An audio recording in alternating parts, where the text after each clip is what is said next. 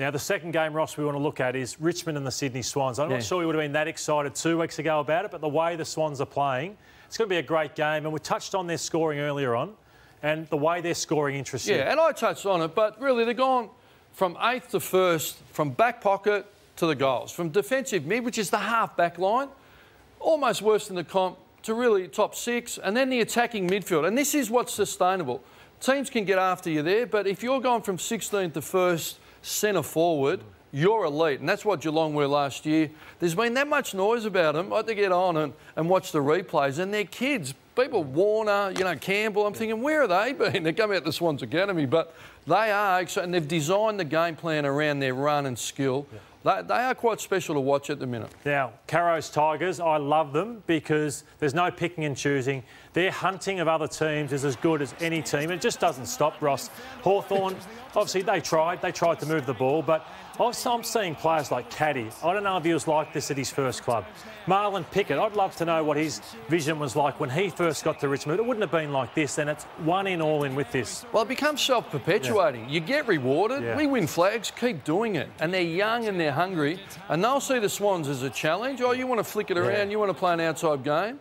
Well, guess what? You're going to have to deal with this. And I think Damien looks for challenges. You look to put a kill in front of him. Here's a young, hungry team. Show them who's boss. So it's going to be on. Now, we're going to go to Good Friday footy. And the reason for this, it looks obviously a one-sided game on paper. But I want to ask you, Ross, I remember when we were losing the Pies on Anzac Day, the club came to us one day and said, you must perform. Otherwise, we believe you could possibly lose Anzac Day on behalf of the club. How big is this for North Melbourne to stand up and show something in this game? Well, it's huge. I heard David Noble's comments about we deserve it and, well, you know what, keep earning it.